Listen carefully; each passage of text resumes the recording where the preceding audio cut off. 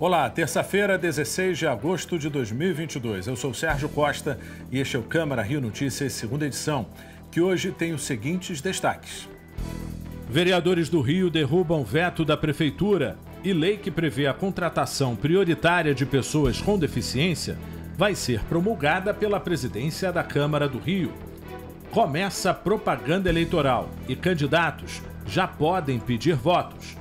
De acordo com o Tribunal Superior Eleitoral, o estado do Rio de Janeiro tem 12.827.296 eleitores espalhados por 92 municípios. Aqui na capital, são 5.002.621 cariocas aptos a votar este ano. E o caso Gabriel Monteiro. Comissão de Justiça e Redação da Câmara do Rio analisa amanhã recurso da defesa do vereador contra o Conselho de Ética e Decoro Parlamentar. Não saia daí, a gente volta já.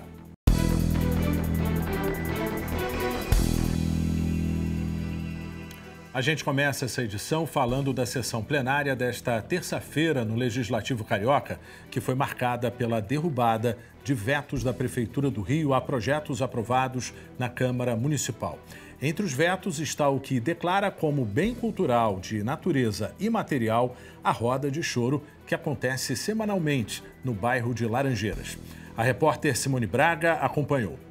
Na sessão plenária desta terça-feira, o parlamento analisou 4 vetos do Poder Executivo a projetos já aprovados pelo Legislativo. Um foi adiado e 3 derrubados. Entre os vetos rejeitados pelo parlamento está o que prevê a possibilidade de contratação de pessoa com deficiência. O objetivo é viabilizar a contratação prioritária de pessoa com deficiência por empresas que prestam serviços ou executam obras através de contratos com o município do Rio de Janeiro. Outros vetos derrubados foram o que trata sobre a Lei Geral dos Polos, consolidando toda a legislação municipal referente à criação de polos gastronômico, cultural, recreativo, ambiental, desportivo, tecnológico, moveleiro, cinematográfico, turístico, automotivo ou de qualquer natureza no Rio de Janeiro. E o que declara como bem cultural de natureza imaterial a roda de choro que acontece semanalmente na Praça Jardim Laranjeiras, no bairro de Laranjeiras. João do Rio, que é um cronista da cidade maravilhosa, no início do século passado ele tem um livro de crônicas fantástico, A Alma Encantadora das Ruas. E nós podemos entender, quase um século depois, que essa alma encantadora continua viva e, sobretudo, quando tem arte na rua, quando tem roda de choro, roda de samba. Isso é patrimônio imaterial dos cariocas, acho que da humanidade também. A Comissão de Justiça e Redação da Câmara Municipal do Rio se reúne amanhã de forma extraordinária para analisar o recurso apresentado pela defesa do vereador Gabriel Monteiro. O Conselho de Ética da Câmara aprovou por unanimidade o relatório final que pede a cassação do mandato de Gabriel Monteiro por quebra de decoro parlamentar. O colegiado considerou que os fatos narrados na denúncia, como a edição e a manipulação de vídeos e violações do Estatuto da Criança e do Adolescente, incluindo crimes sexuais e agressões, são suficientes para a cassação do vereador. Mas a defesa de Gabriel Monteiro recorreu. A alegação é de que houve irregularidades na fase de instrução do Conselho de Ética. O recurso vai ser julgado na reunião de amanhã. Caso a Comissão de Justiça e Redação não concorde com as alegações da defesa, o caso deve ser incluído na pauta da sessão de quinta-feira. Para que o mandato de Gabriel Monteiro seja cassado, são necessários 34 votos favoráveis, dos 50 vereadores em condições de votar. A cidade do Rio de Janeiro vai ganhar ainda esta semana um centro de testagem da varíola dos macacos. A unidade deverá funcionar no Maracanã. Em todo o estado, já são 363 casos da doença. Atualmente, cerca de 200 casos suspeitos da varíola dos macacos são analisadas por dia no Laboratório de Virologia Molecular da UFRJ e a taxa de positividade está em 40%. Neste mês é comemorado o Dia Internacional das Vítimas de Desaparecimentos Forçados. A data foi criada pela ONU em 2011, no Rio de Janeiro, 4.000 pessoas desaparecem por ano. Nicolas, de 16 anos, disse que iria encontrar com os amigos, mas não voltou. Era um parceiro que a gente tinha. Tinha as birras dele como qualquer adolescente tem. A hora de querer ter a privacidade dele, ter as coisas dele, mas ele era muito nosso amigo. Essas imagens da câmera de segurança de uma fábrica em Itaboraí, a cerca de 2 quilômetros da residência da família, são as últimas em que o garoto é visto. A gente tá aqui, volta pra casa, filho, se alguém, por favor, saber alguma coisa do meu filho, eu só quero meu filho, não quero saber de nada, só quero saber do meu menino. De acordo com o Comitê Internacional da Cruz Vermelha, 80.000 pessoas desaparecem por ano no Brasil, 4.000 só no estado do Rio de Janeiro. Os motivos que levam ao sumiço são vários: violência doméstica, desemprego, formação de uma nova família, tráfico.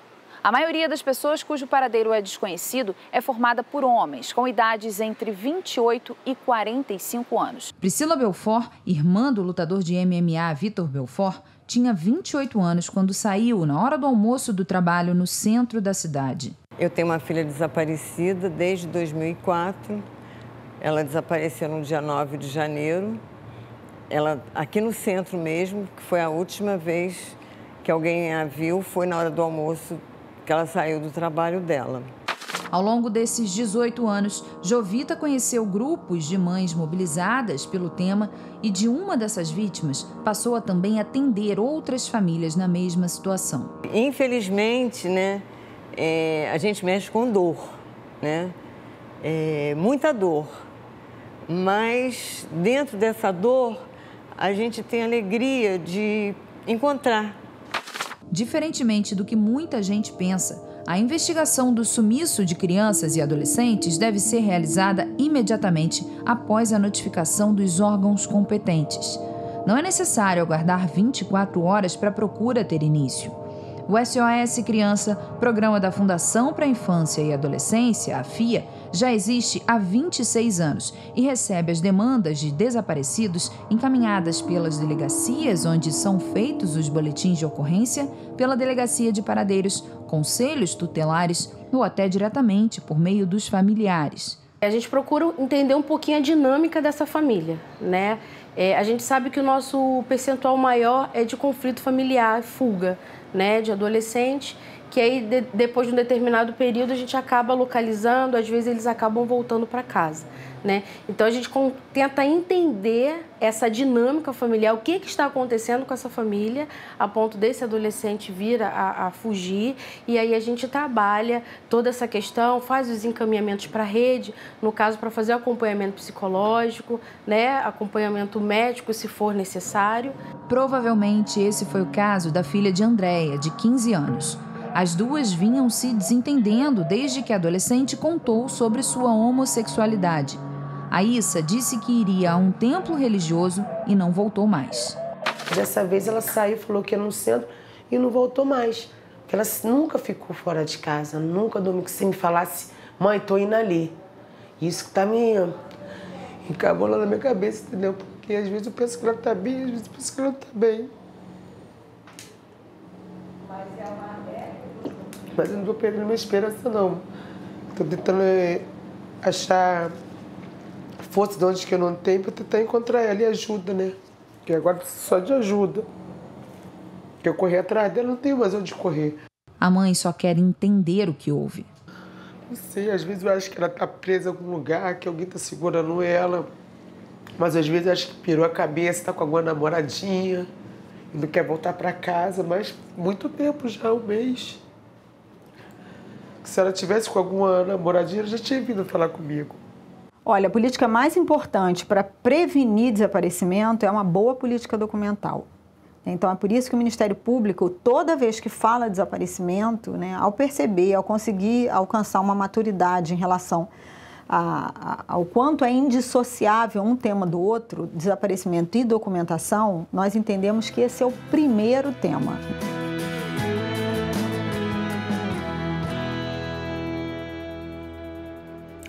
E você vai ver, depois do intervalo, começa a campanha eleitoral. Propaganda, passeatas e comícios estão autorizados.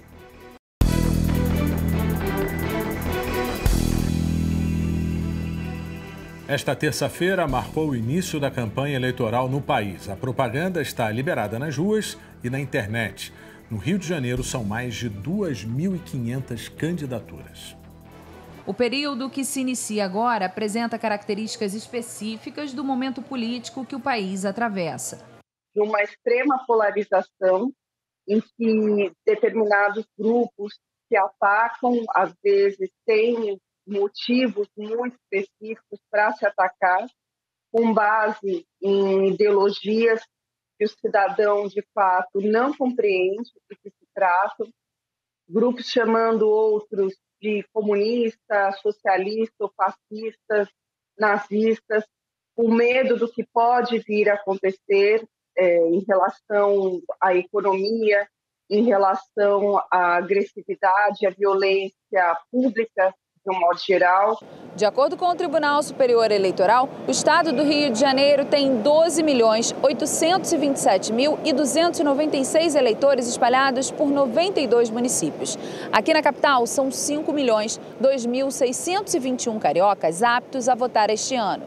Neste pleito serão escolhidos 70 representantes para a Assembleia Legislativa, 46 para a Câmara de Deputados, 1 para o Senado, 1 governador e 1 presidente. E não faltam opções. São 2.517 candidaturas.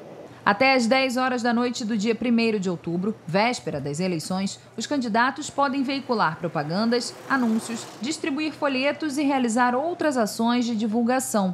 No entanto, há alguns limites impostos pela legislação com o intuito de preservar a integridade da manifestação de vontade do eleitor e a igualdade entre os candidatos. A vedação mais comum, que é velha conhecida nossa, é a fixação de qualquer material gráfico de propaganda eleitoral em bens de uso comum. O que são os bens de uso comum?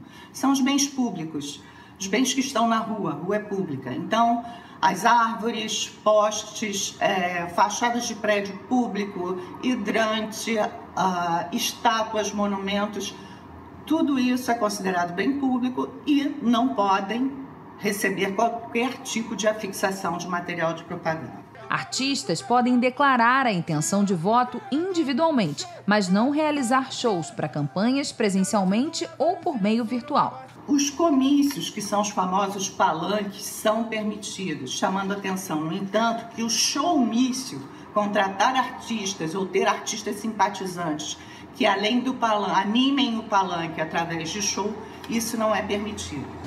O TSE disponibiliza a cartilha de fiscalização da propaganda eleitoral no site do tribunal. Além disso, o aplicativo Pardal e o telefone do Disque Denúncia 2253-1177 são canais que recebem informações sobre irregularidades. A Prefeitura do Rio tenta recuperar o sistema de processamento de dados da administração municipal atingido por um ataque cibernético. O ataque foi percebido por técnicos da Prefeitura às 2 da madrugada desta segunda-feira. Os sites de secretarias como as de Fazenda, Saúde e Educação saíram do ar. Vários serviços foram interrompidos. A nota fiscal carioca, que é a nota fiscal eletrônica do município do Rio, foi suspensa. O painel Covid-19 também ficou fora do ar. O sistema dos Centros de Referência de Assistência Social também parou de funcionar. Em alguns casos, o atendimento foi remarcado para outros dias. A paralisação do sistema desses centros atrasa a atualização de cadastros para programas sociais do município. Algumas unidades de saúde que funcionam com a rede da Iplan Rio, empresa de informática do município, não conseguiram fazer a inserção dos pedidos de exames e consultas no sistema de regulação. Pela internet, em sua conta pessoal, o prefeito Eduardo Paes confirmou o ataque ao portal da Prefeitura, deu detalhes sobre os serviços paralisados e pediu a compreensão da população. Segundo ainda o prefeito, o Centro de Operações e o Serviço Táxi Rio funcionam normalmente desde o início do ataque. E o Câmara Rio Notícias de hoje fica por aqui.